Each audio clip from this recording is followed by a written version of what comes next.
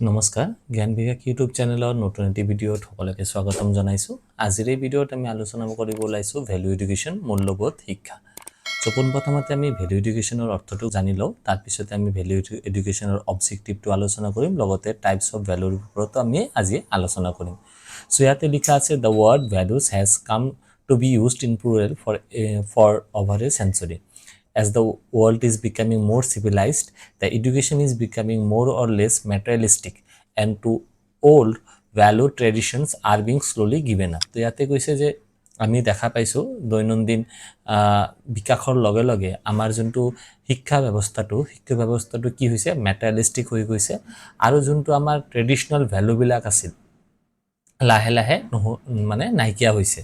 কৈছে it is an imperative need in the present context of things that the whole of educational system should be reconstructed to include the value education in the process of education. Value education seeks to promote well-round personal development by instilling moral, ethical, social values in people.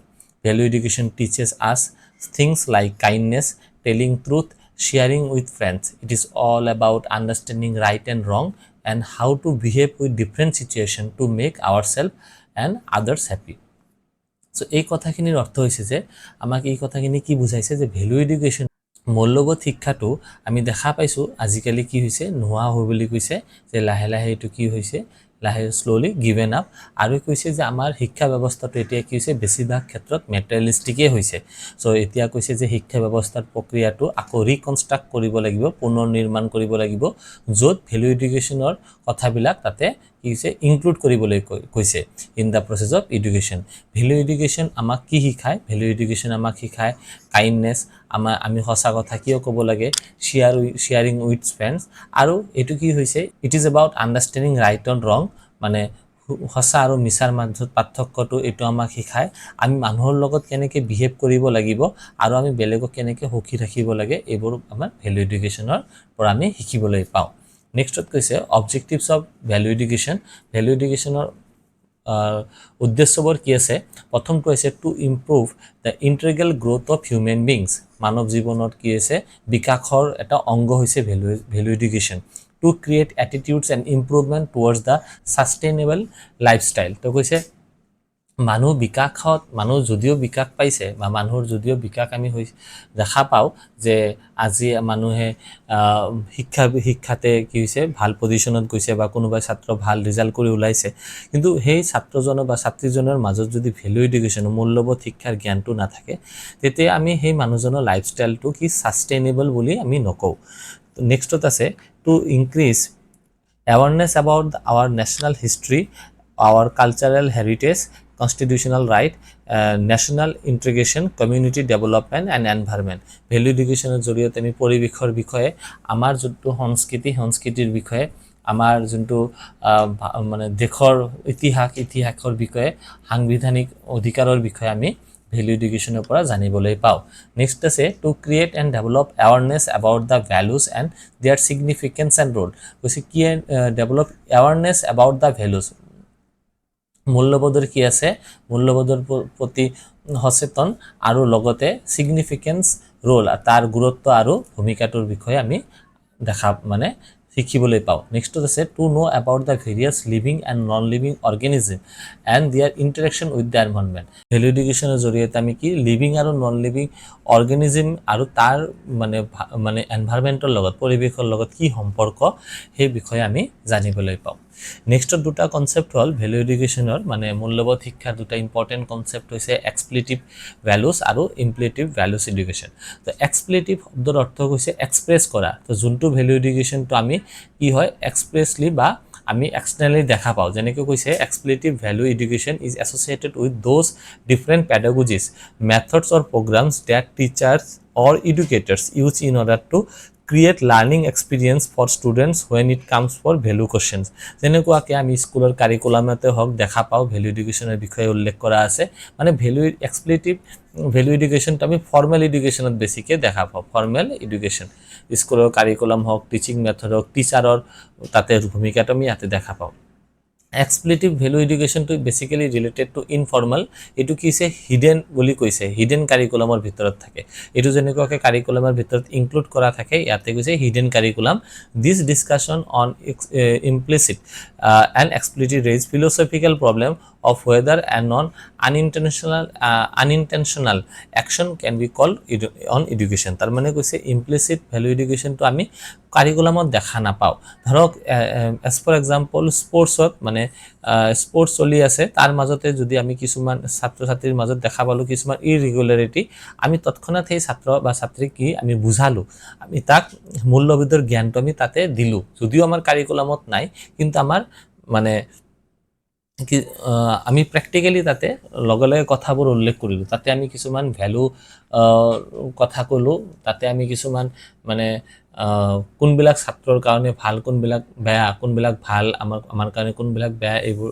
কাৰণে হিবোৰৰ জ্ঞানটা আমি তাতে দিলো তেটো কোৱা হৈছে implicit শব্দৰ অৰ্থটো ইয়াতে মানে এটো বুঝোৱা নাই যে আমি ওপেনলি মানে আমি এটো দেখাই আছো হেতু আমাৰ বুঝোৱা নাই এটো কি আছে আমাৰ আমি মানে ইনডাইৰেক্টলি ষ্টুডেন্টৰ মাজত হেতু ক্যাৰি কৰি দিও নেক্সটত আছে ক্যাটেগৰিজ অফ ভ্যালুজ তো ইয়াতে আমি কিছুমান ক্যাটেগৰি কৈছো লিখিছো যেনেকুৱাকে প্ৰথম আছে সোশ্যাল ভ্যালু কৈছে individual can not live in the world without having interaction with others people want social values like love affection friendship peer group reference group empathy hospitality core services justice freedom patience forgiveness coordination sympathy tolerance etc social values are important for healthy good environment for every organization প্ৰতিটি সংগঠনৰ কাৰণে হওক বা প্ৰতিটো মানুহৰ কাৰণে হওক যোনটো social value সামাজিক যোনটো মূল্যবোধ সামাজিক মূল্যবোধৰ কি দৰকাৰটো অতি গুৰুত্বপূৰ্ণ বুলি কৈছে নেক্সট আছে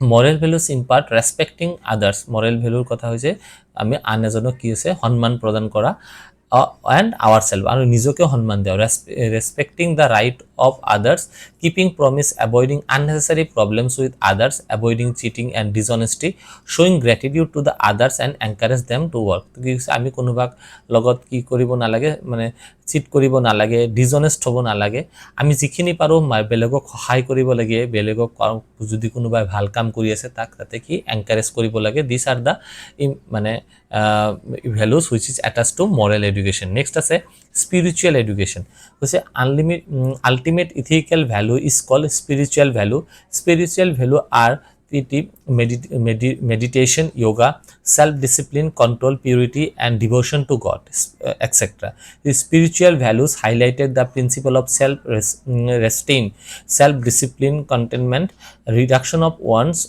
freedom from general greed and austerity spiritual বেছিভাগ ক্ষেত্ৰত এটো ডেডিকেটেড টু গডৰ কথা কৈছে ভগৱানৰ কথা কৈছে যে আমি স্পিৰিচুৱেল হ'ব লাগে আমি নিজে সেলফ ডিসিপ্লিন হ'ব লাগে আমি মানে বেছি মানে কি কৰিব নালাগে আমি টকা পইচাৰ প্ৰতি যাব নালাগে আমি যিখিনি আমাৰ কাৰণে দৰকাৰ হিখিনি আমি মানে উপাৰ্জন কৰি ভালকে চলিব পাৰো তেনেকৈ থাকিব লাগে আমাৰ কিছু নিজৰ কিছুমান নৈতিক জ্ঞান থাকিব লাগিব আমাৰ কিছুমান নিজৰ কি থাকিব লাগে নীতি থাকিব লাগিব হেবিলাক আমাৰ স্পিৰিচুৱেলৰ কথা কৈছে নেক্সট আছে universal value it is the universal values that indicate the essence of human condition it is through universal values that we link ourselves with humanity and the cosmos universal value can be experienced as life joy brotherhood love compassion service bliss truth eternity next আছে cultural values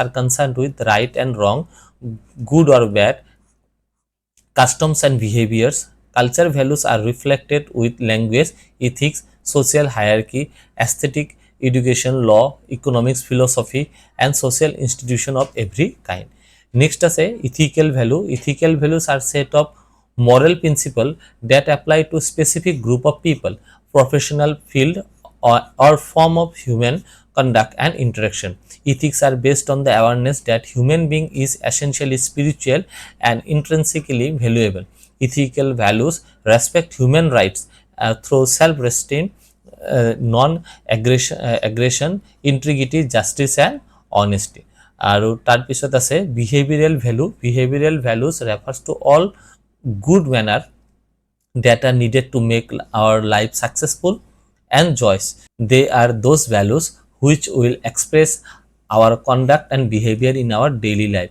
Behavioral values will adorn our life, spread cordiality, friendship and love all over the world. Behavior মানে নিজৰ ব্যৱহাৰৰ কথা কৈছে। তাৰপিছত কৈছে instrument values are such values that are useful in driving some other benefit through them, such as economic gain or increase in status, for example education, political power, etc. Intrinsic value are those which are just well, not for something else but in and of themselves. Intrinsic value are such values that are pursued or possessed for their own sake.